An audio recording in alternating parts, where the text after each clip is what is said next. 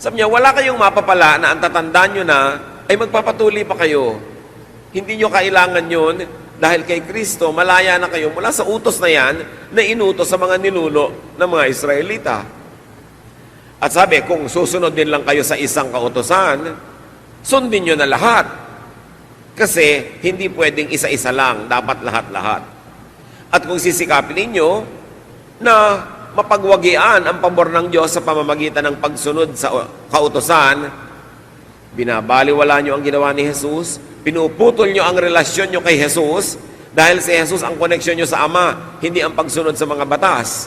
Pag umasa kayo sa pagsunod sa mga kautosan, kailangang putulin nyo ang relasyon nyo kay Jesus at doon na lang kayo umasa sa batas or sa law. Malinaw ang sinabi ni Pablo, obey one and you must obey all. At napakalinaw dito sa sinabi niya na ang paniniwala at pagsunod sa mga kautosan bilang daan tungo sa Ama at sa kaligtasan ay siyang pinakamalaking kontra sa gawain ni Kristo. Kasi ang gawain ni Kristo ay iturong manalig sa Kanya at sa pamamagitan ng ginawa niya sa krus, ang lahat ng kasalanan ay nababayaran at tayo nakakapasok sa presensya ng Ama. Pero ang kautosan ng lahing mga Hudyo, ang daan patungo sa Ama ay purity, cleanliness, done by obedience and complete submission to the law. Magkaibang daan yun. Merong napakatarik at napakataas na bangin na kailangan mong akyatin by works through the law. At biglang merong escalator or elevator na patungo sa Diyos ang masalangit through Jesus by faith. Dalawang magkaibang paglapit sa Diyos. At sinabi ni Paul, pag umasa kayo sa gawa, umasa kayo sa law, umasa kayo sa righteousness which is achieved by people, binabaliwala nyo ang ginawa ni Jesus para sa inyo, tinatanggihan ninyo ang libreng inaalok niyang kaligtasan at pilit nyong sinisikap to earn it for yourself, then you cut yourself from Jesus. And you are hopeless because if you obey one, you must obey all. And sadly, you cannot obey all. Of course, the law means the 10 Commandments and the 613 other laws called mitzvots na kailangang i-observe ng mga relihiyosong Israelita. Sabi sa James 2:10, if you obey every law except one, you are still guilty of breaking them all. Kung ipinagmamalaki mo na 99% ng law ay nasusunod mo, pero 1% hindi mo nasunod, naku, baliwala, nasayang ang pagod mo, ang tingin pa rin sa'yo, sinful. Baliwala. Guilty ka pa rin of breaking all. Kasi ang pagsunod sa law, everything or nothing. Perfect or nothing. People under the law inevitably become lawbreakers and sinners. Why?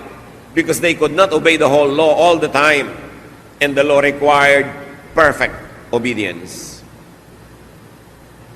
Sabi sa Romans 3:23 tuloy ni Paul, all have sinned and fall short of the glory of God. Sino yung all? All people who are under the law. The Jews. Everyone who is under the law that cannot obey the law 100%, guilty of not obeying only one, becomes guilty of disobeying all. Sabi, all have sinned and fall short of the glory of God.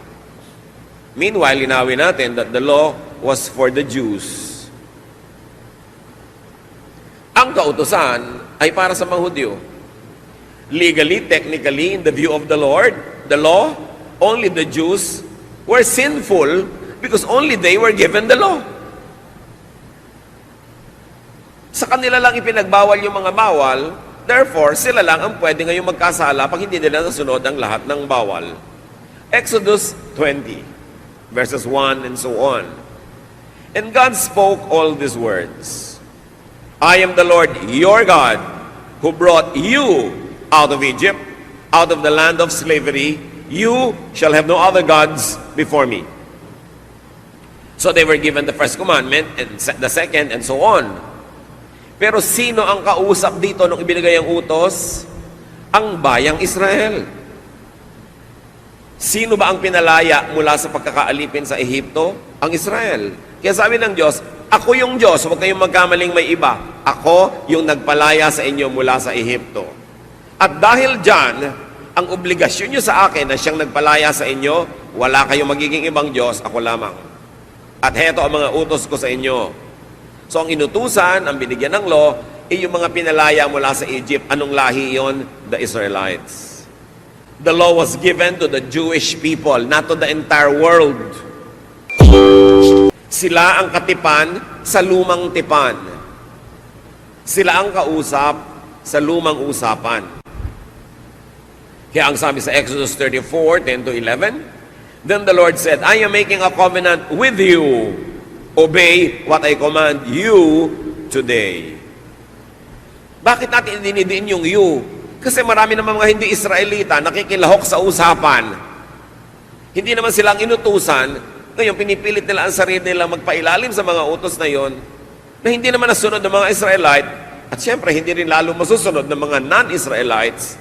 Kaya dapat malinaw, sino ba ang binigyan ng mga utos na yan? Tayo ba o sila? The transaction was between God and the Jewish people. The transaction did not involve non-Jews. It was the Jews who were the covenant people.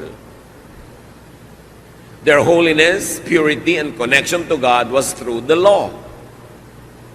Through the old covenant, through legality, through works.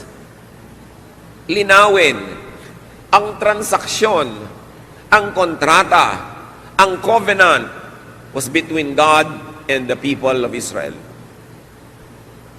Ako ang magpapalaya sa inyo. Ano ngayon ang obligasyon nyo? Ako lang ang magiging Diyos nyo at susundin nyo ang lahat ng utos ko kasi kayo ay magiging unique na tao. Kasi kayo lang ang pinalaya ko mula sa slavery. Hindi sinabing sila lang ang mahal ng Diyos, sila lang ang makakakilala sa Diyos, pero unique sila because of this transaction. Unique sila dahil nagkaroon ng usapan. I do this for you, I set you free from Egypt, you do this for me, you obey these laws. You separate yourself from the rest of the world, not because you are the only ones who are the children of God, not because you are the only ones who will be favored by God, but because you were the only ones who were set free from slavery. Kaya special ang usapan, but unique to the relationship between God and the Israelites. Kaya ang sabi sa Leviticus 20 verse 7, dedicate yourselves to me and be holy because I am the Lord your God. Ako yung nagpalaya sa inyo, walang iba. May pananagutan kayo sa akin, dapat niyong sundin ang lahat ng ito. Meanwhile, the Jews were unable to make the law really work. They were unable to really obey the law. The Jews were unable to become holy because of the law. Sabi ng Diyos, kayong bayan na pinalaya ko mula sa Israel, kailangan maging banal kayo. At ang paraan sa kabanalan ay ito. Sundin nyo ang lahat ng batas na ito. Ganito kayo maggugupit ng inyong patilya. Itong kakainin nyo, itong hindi nyo kakainin. Huwag kayong gagawa pag Sabbath. Ito ay hindi nyo pwedeng gawin. Ito pwede nyo gawin. Ganito, ganyan, ganyan, ganyan. Yon ang paraan para maging katanggap-tanggap sila sa Diyos. Pero sa kanila yun ibinigay. At dahil sa dami na idinagdag nila, ang ibinigay lang naman ng Diyos yung 10 utos eh.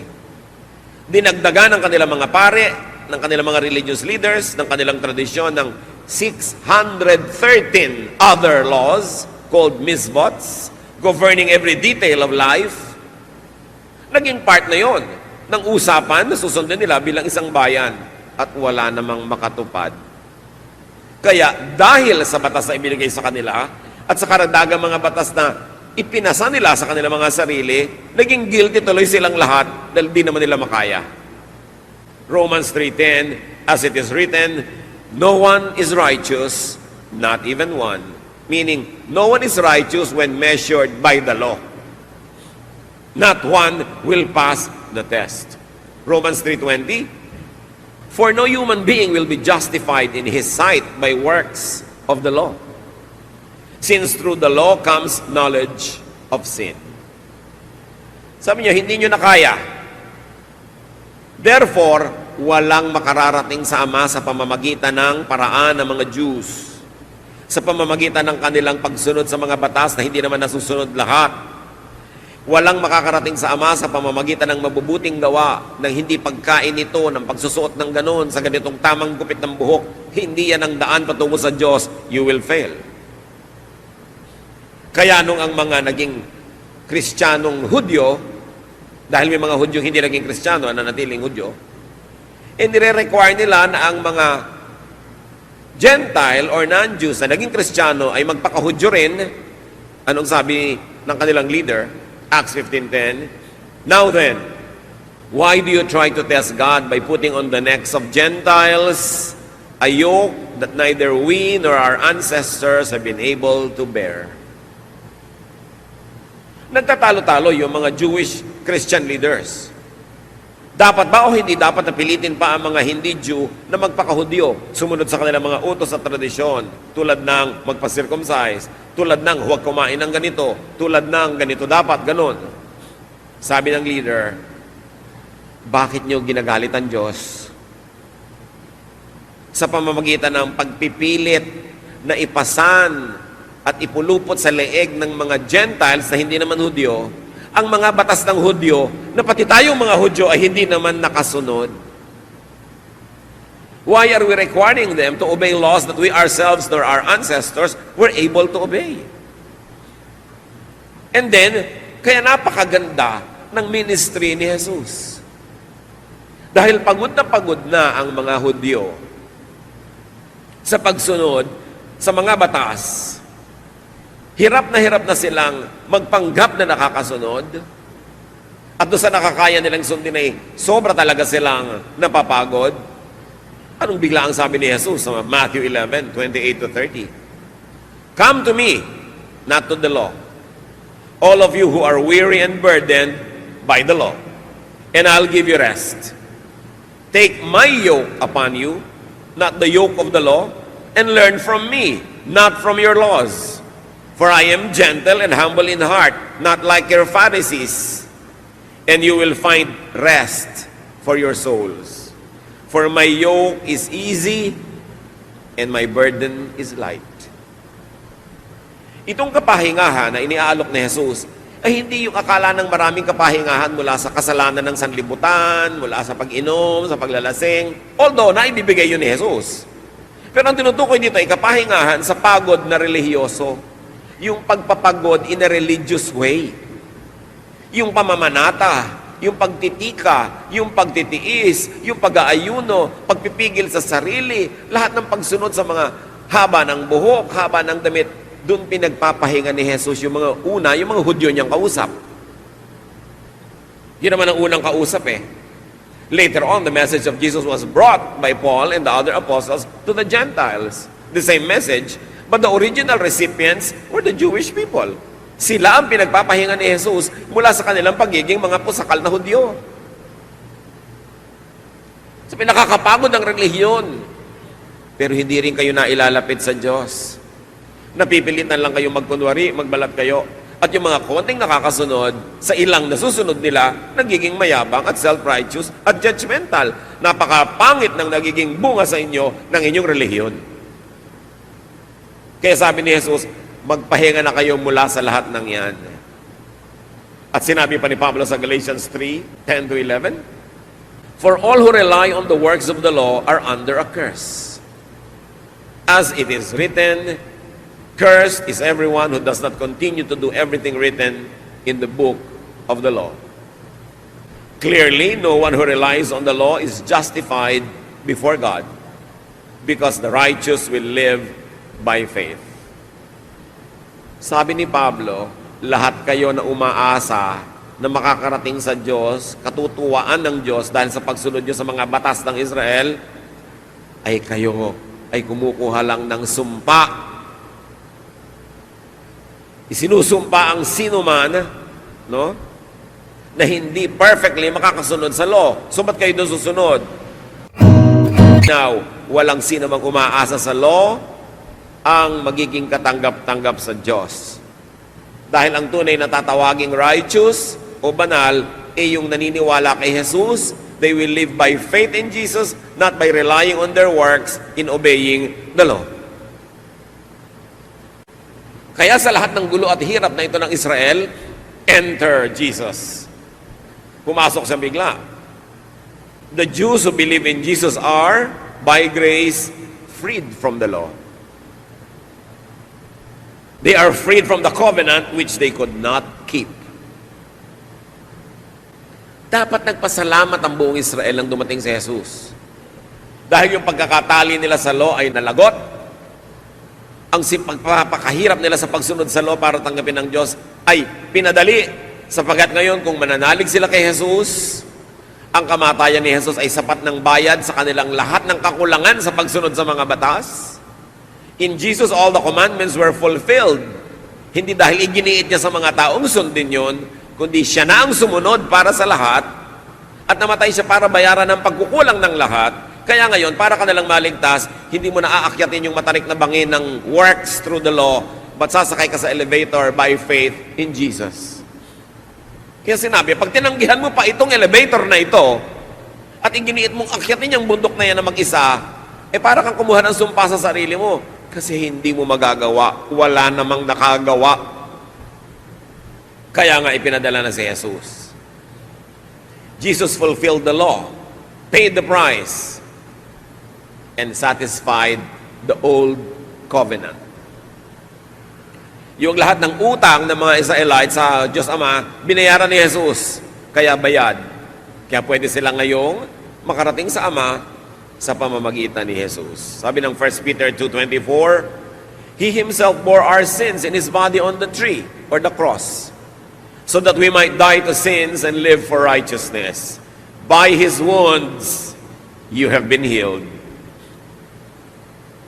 Sa bayad ni Jesus, malaya ka na. Hebrews 10:14, For by one sacrifice, He has made perfect forever those who are being made holy. Minsan lang na namatay si Jesus, isang bayad, sapat para sa kasalanan ng lahat noon, ngayon, at mga darating pang saling lahi. Dahil kay Jesus, salvation by grace is God's gift. Salvation by works is your accomplishment, and it is clear that nobody could accomplish it. Ephesians 2:8, For it is by grace you have been saved, through faith, and this is not from yourselves, it is the gift of God. Kaya nakakapagtaka na sa kabila ng linaw ng mga turo na ito, may naggigiit pa na kahit Kristiyano ka na, pag nagkasala ka na naman, nagkakinulang ka, balik ka na naman sa impyerno. By one sacrifice, He has perfected forever everyone who believes. Paano ka mapapahinga kung sa takot mo nagkasala ka bukas, impyerno ka na naman? Hindi totoo may pahinga. Kaya ka napapahinga kasi umaasa ka hindi sa sarili mong performance, kundi sa perfect sacrifice of Jesus. Siyempre, kung tunay kang pinaghaharian ng Espiritu ng Diyos, hindi mo naman gagamitin yung lisensya na magpakasala-sala at magkamali-mali dahil secure ka na. Dahil ang Espiritu ng Diyos sa iyo ang mag-uudyok sa iyo lalo pang magpakabuti at magpakatino at magpakabait. Kaya sabi sa John 1:12, Yet to all who received Him, to those who believed in His name, He gave the right to become, church read, children of God. Tandaan nyo yan, napakahalaga ng mga salitang yan. Dahil kay Jesus, yung kaligtasan na pinipilit makamit ng mga Hudyo sa pamamagitan ng pagsunod sa mga batas, ibinigay ng libre, hindi lang sa mga Hudyo, kundi pati sa mga hindi Hudyong mananalig din kay Jesus. Nabuksan ang malaking pinto para sa lahat. Hindi na sila lang ang kausap ngayon. Ang kaligtasan para sa mga Hudyong hindi kayang iligtas ang sarili nila sa batas, at kaligtasan para sa mga hindi Hudyong hindi naman under the batas kasi hindi sila kasali sa usapan, pero ganun pa man, may pananagutan sila sa Diyos sa ibang paraan. Lahat din ng kanilang mga pagkukulang, ano man ang requirements sa kanila ng Diyos para sila ay makabalik sa Diyos, apart from yung mga ni-require sa Israel, lahat din yun, bayad ni Jesus. Yet to all who received Him, to those who believed in His name, hindi sinabing to those who worked hard to obey the law, He gave the right to become, church. Bakit ko pinapa-emphasize sa inyong children of God? Because when Jesus rose from the dead, a new species, so-called, of humans was created. A new race, a new human race was created. And this is the family of God. Dapat laliman ng pag-unawa dyan. At babalikan natin yan. Pero ang mahalaga, grace was given to the Jews and to everyone else, to all. Kaya yung jailer, yung bantay ng kulungan na hindi naman Jew, tinanong niya, "Sirs, what must I do to be saved?" At ang sagot sa kanya, "Believe in the Lord Jesus and you will be saved." So hindi na lang para sa mga Hudyo yun. Si Cornelius, isang Roman officer, pinuntahan ni Pedro sa utos ng Diyos.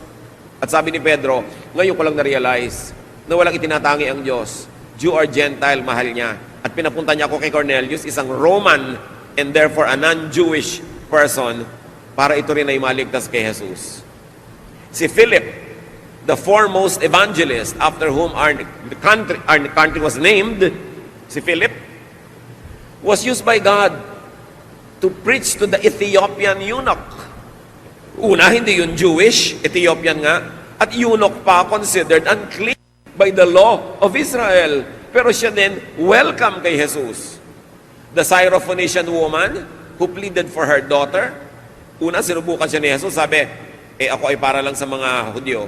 Sabi, kahit naman po mga aso ay kumakain ng mga tira-tirang nalalaglag sa mesa mula ng mga amo, kaya bigyan niyo ko kahit tira.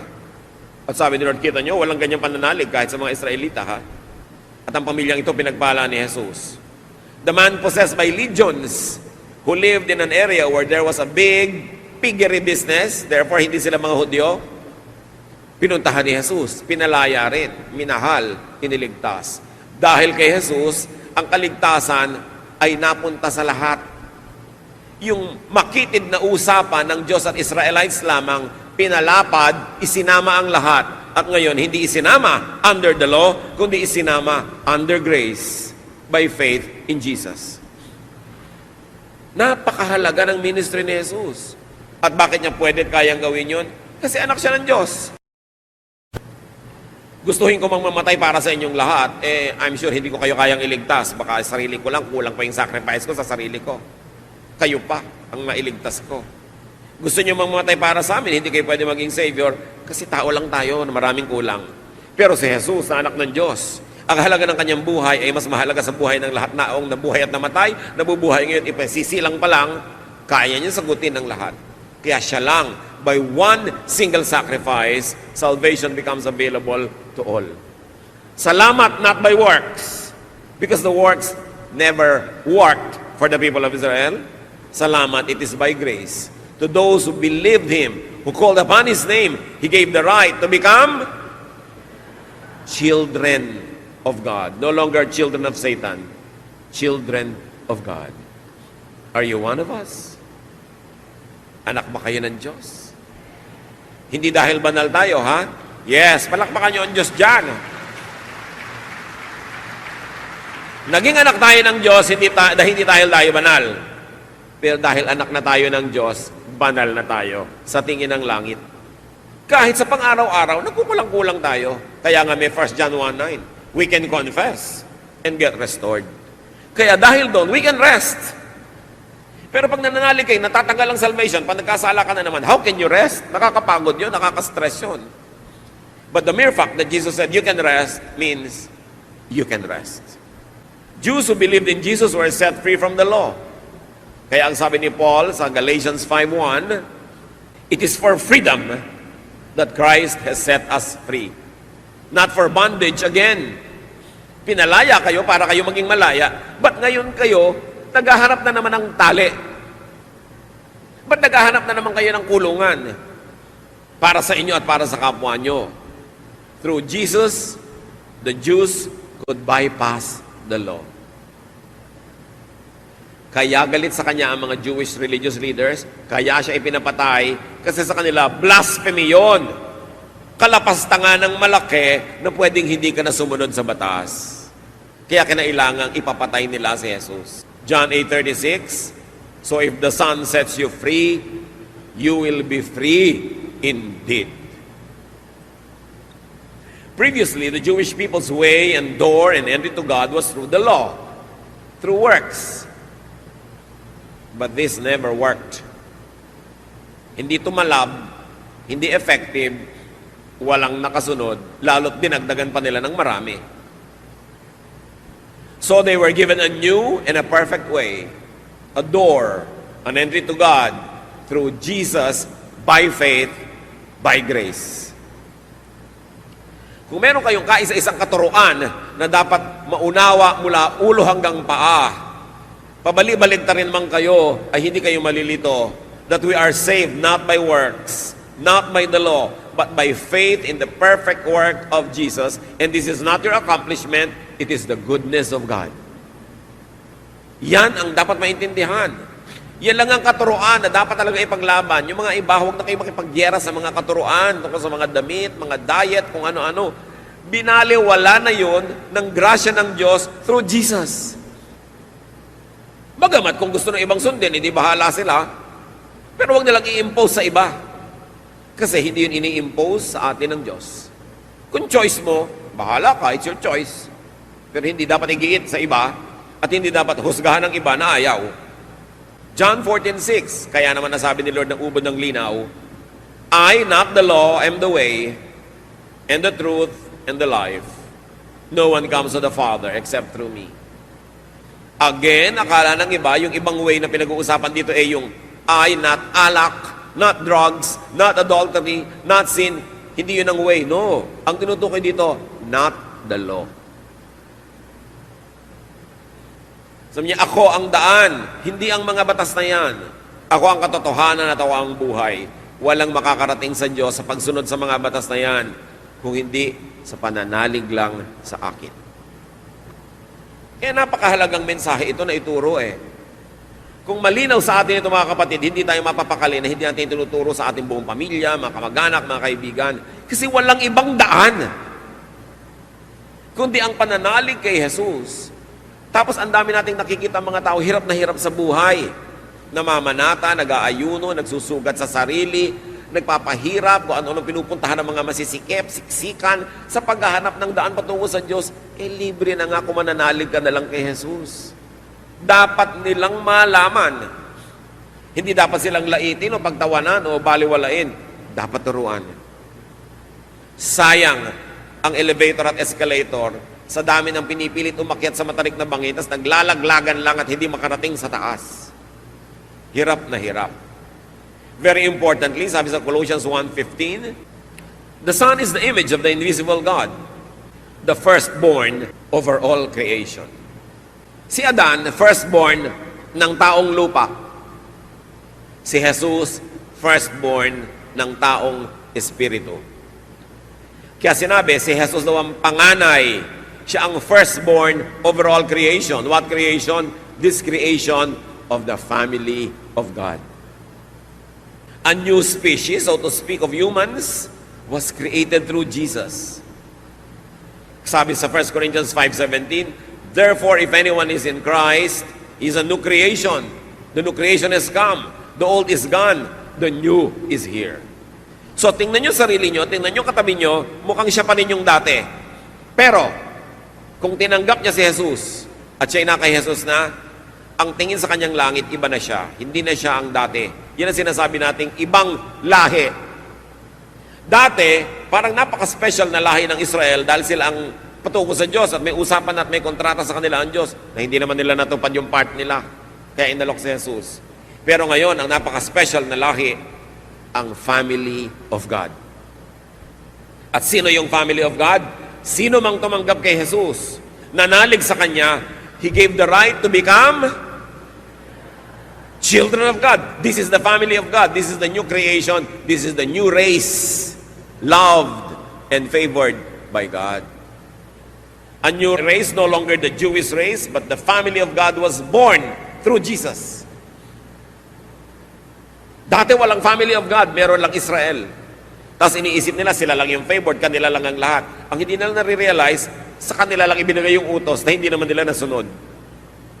Pero sa pamamagitan ni Jesus, may bagong lahi na nabuo. Hindi na yun nakabase sa dugo, kulay ng balat, hindi na nakabase sa lalaki ka ba o babae, malaya ka ba o slave, kundi nakabase na sa pananalig kay Jesus. Ano ka man, sino ka man, taga saan ka man, you are a member of the family of God. At itong pamilyang ito, ang sasalubong kay Jesus sa kanyang muling pagbabalik. At ang pamilyang ito ang makakasama ng Diyos habang panahon. So kasama ka ba sa pamilyang ito? Kasama na ba ang nanay mo? Pati biyanan, isama. Lahat isama. Because to all who received Him, kaya sabi ng John 1, 12 to 13, yet to all who received Him, to those who believed in His name, He gave the right to become children of God. Children born not of natural descent, nor of human decision or a husband's will, but born of God. Sabi, itong pamilyang ito, hindi yung dahil ipinanganak ka ng nanay mo kung saang lahi ka nang galing. Hindi na yon. Pinanganak kang muli. You were born again into the family of God because you were born of the Spirit, not born of your mother or any human decision. This is now God's family. At ang sabi sa 1 John 3:2 sa pamilyang ito, dear friends, now we are children of God, but what we will be has not yet been made known. But we know that when Christ appears, we shall be like Him, for we shall see Him as He is. Alam niyo ba yung pelikulang X-Men or Men in Black? Yung mga maraming planet men pala, pero hindi sila kilala ng mga Earthlings kasi nakadisguise sila eh. Ito rin yung pamilya ng Diyos. Hindi mo kilala sa itsura kung sino anak ng Diyos, sino, pero kilala ng Diyos. At sabi dito sa 1 John, hindi pa natin alam kung ano talaga magiging mga itsura natin. Pero pagdating ni Jesus, magiging kamukha tayong lahat niya dahil makikita na natin siya at yun ang tunay nating identity. Makikita natin siya as He is because we will be like Him. Alam niyo ba nakilala ng mga evil spirit kung sino ang family of God? Minsan may isang nagtuturo. Sabi nila, in the name of Jesus and Paul, umalis ka masamang espiritu sa taong yan, eh hindi naman anak ng Diyos yung nagpapaalis. Sabi ng masamang espiritu, kilala ko si Jesus, kilala ko rin si Paul. Ikaw hindi. Ang ginawa ng espiritu, nilipatan siya. Sa kanya lumipat. At hubo-tabo siyang nagtatakbo itong magkakapatid na ito na nagpapanggap na nagpapalaya sa mga espiritu dahil nabista sila. Yung mga tao, akala, anak din sila ng Diyos. Nagdadasal din sila, nagpapalaya sila ng espiritu. Pero kilala ng espiritu kung sino anak ng Diyos. Hindi pa natin kilala ngayon sa itsura kung sino ang mga kapatid sa Panginoon, pero alam yun ng Diyos. At sabi ng 1 John, pagbalik ni Jesus, magiging kawangis tayong lahat ng kanyang anyo. We are the family of God. Believers in Jesus, the family of God, is now a distinct group, though the distinction is not yet physically visible. Hindi na solo ng Israel ngayon ang pagiging anak ng Diyos. In fact, hindi nga na sila nasun yung usapan eh. Kaya kung hindi din sila kakapit kay Jesus, wala rin yun. Sila o non-Israelites, babae o lalaki, taga-east or west, through Jesus will become children of God. But when Christ appears, the distinction will be made clear and visible. Dapat idiin that the Gentiles never needed freedom from the law because they were not under it in the first place. They were not included in the race freed from the slavery in Egypt. The Gentiles were always free from the Jewish law. So bakit pa sila sasali sa Jewishness? Useless na. Yan ang argumento ni Paul. Sabi ni Paul, kayo mga dating Jew na naging Christian, ba't babalik pa kayo sa pagiging Jew? At kayo naman na hindi naging Jew kahit kailan.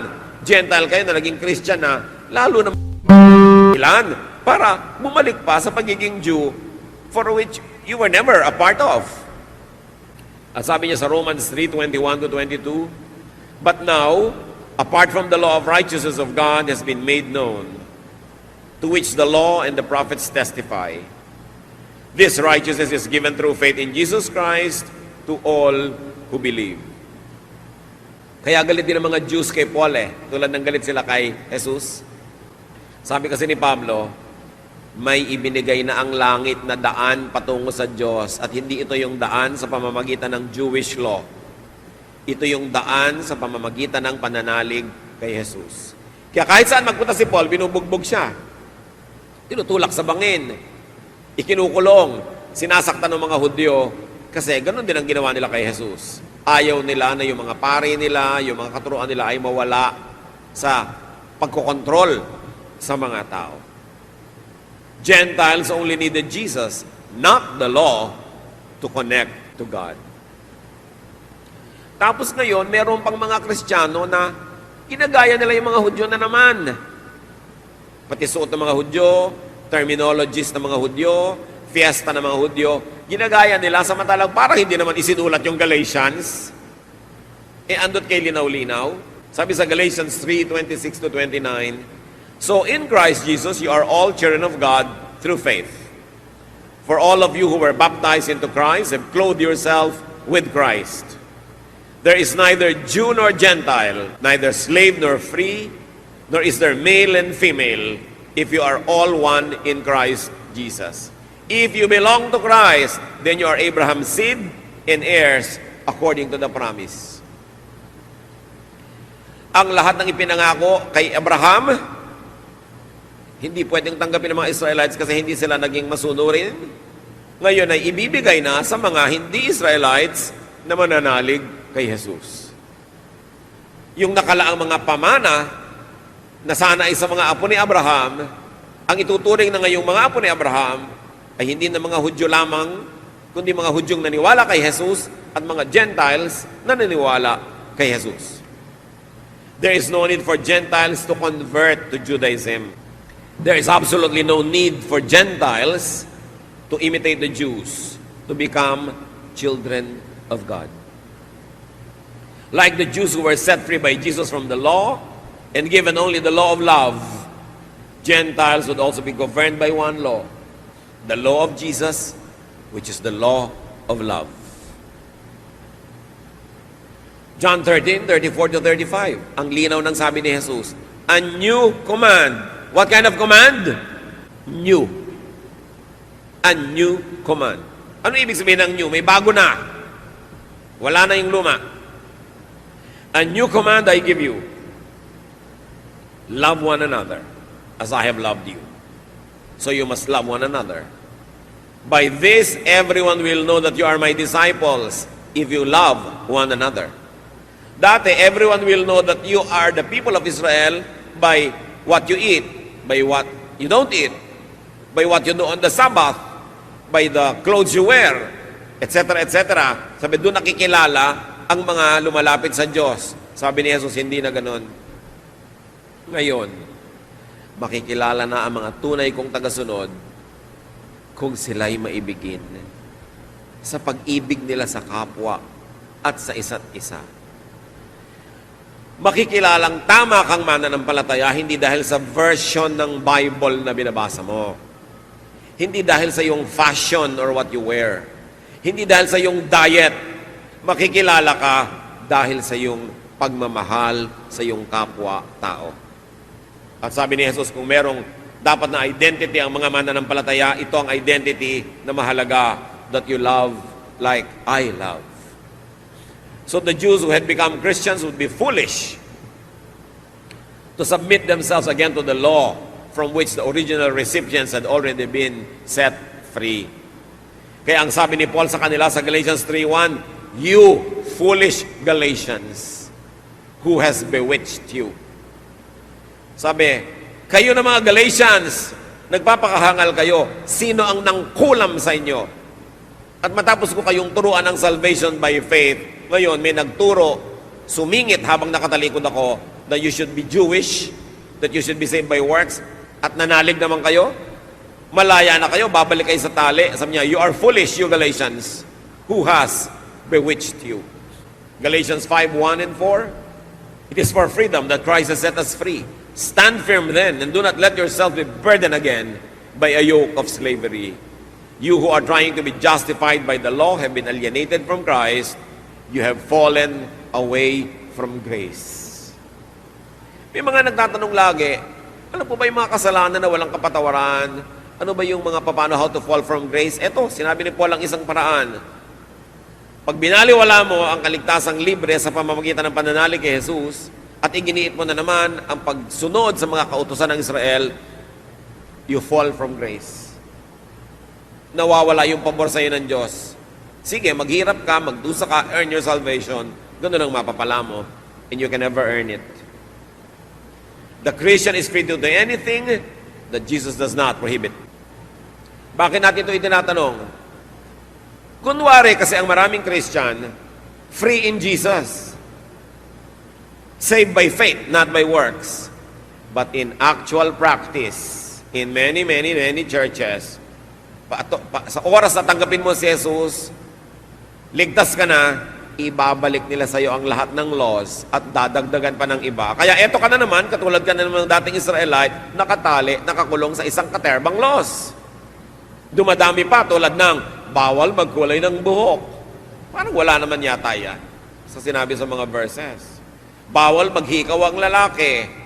Bawal maghikaw sa pusod. Huwag mag-anak sa binyag.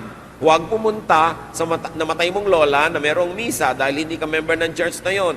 Ang daming batas.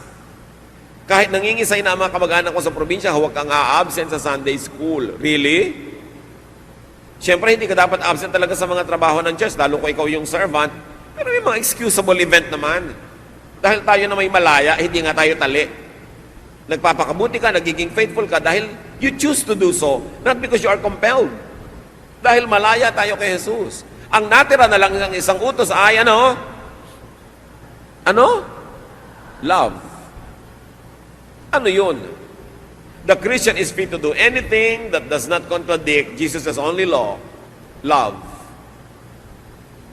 So, bago mo itanong sa sarili mo, bawal po ba ito, bawal po ba yun? Itanong mo, pag ba ginawa mo yan, magiging unloving ka sa iba.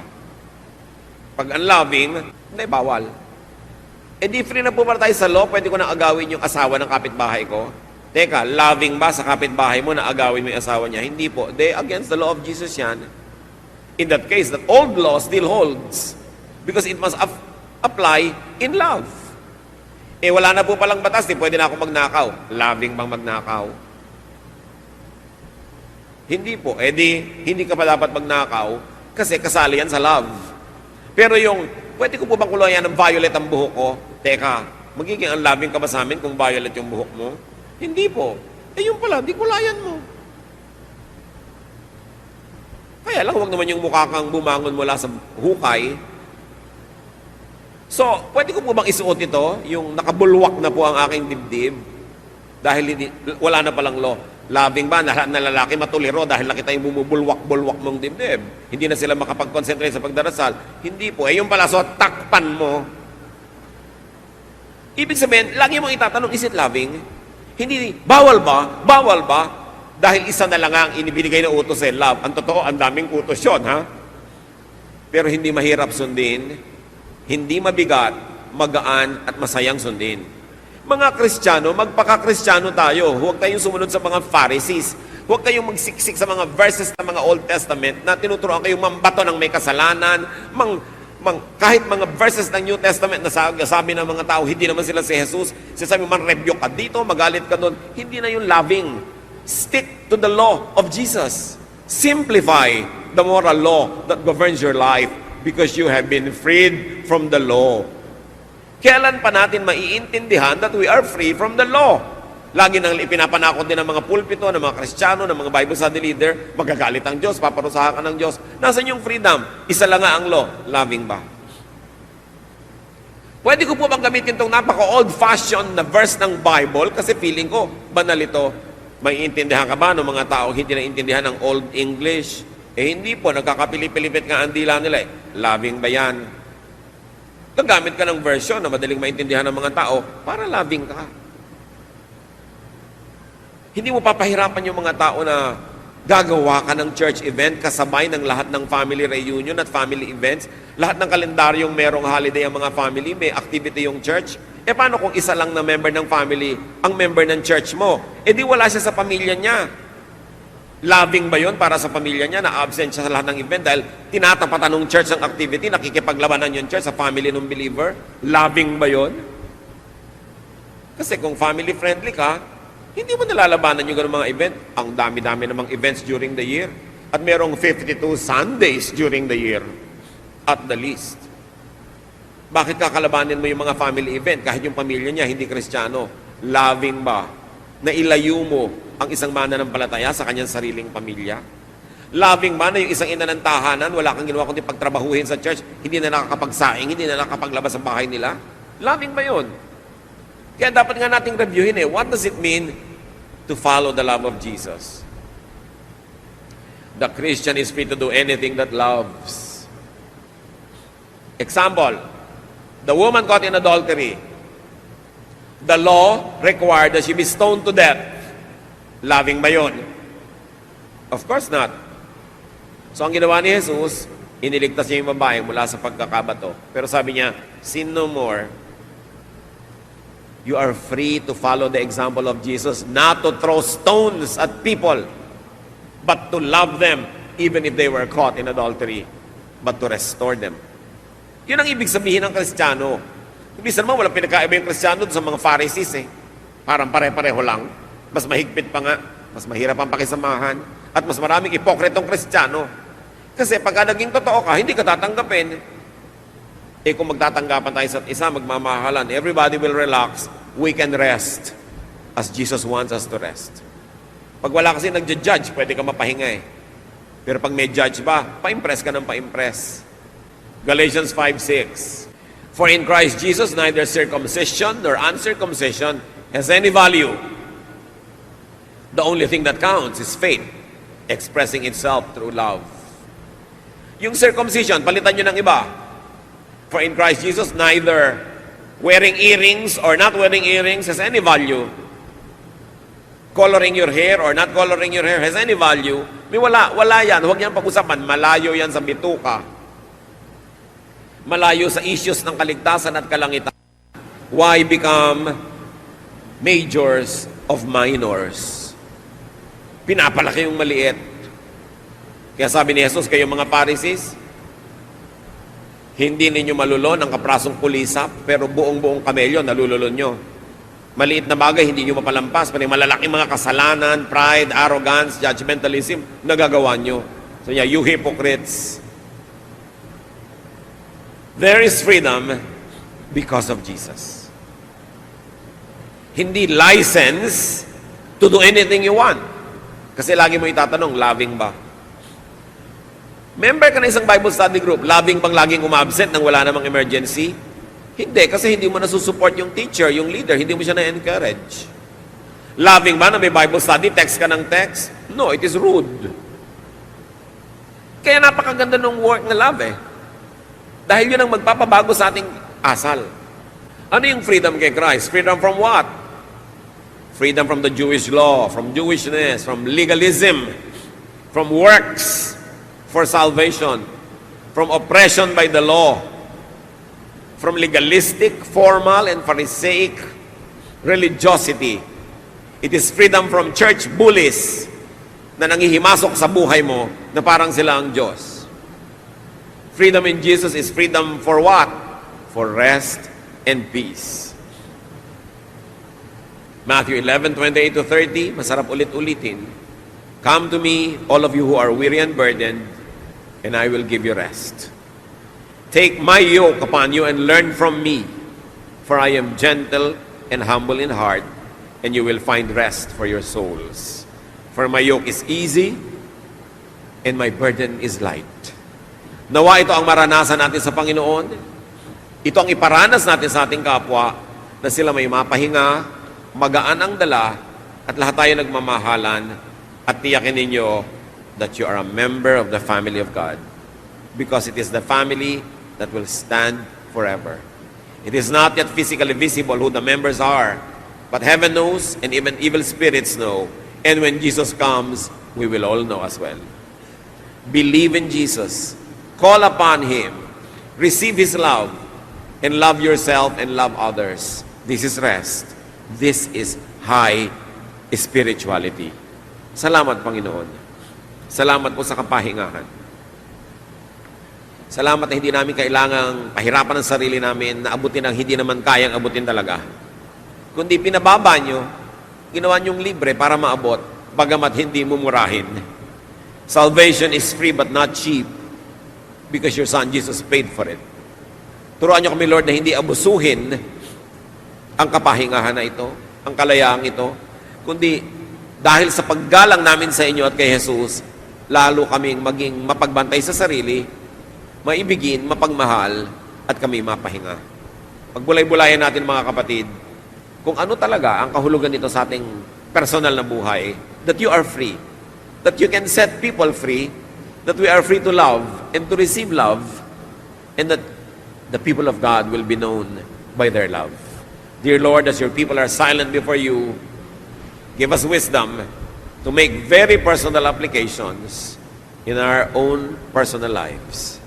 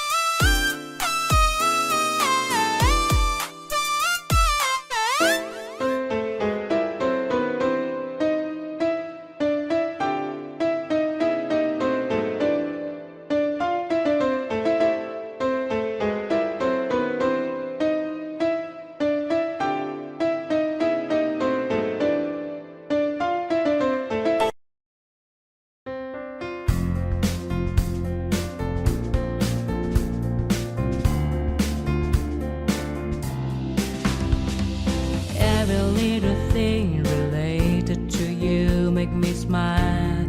I know you are doing hard work to make things possible.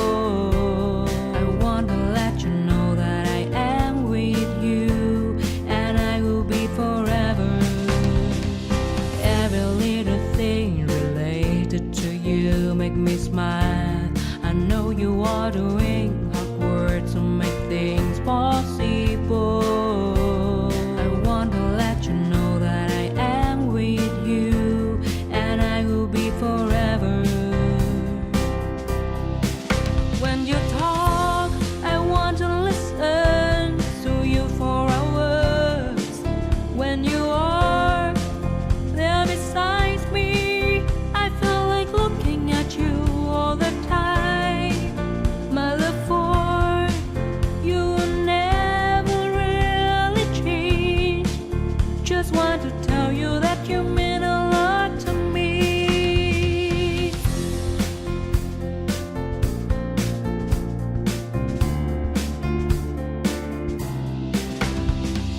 Every little thing related to you make me smile. I know you are doing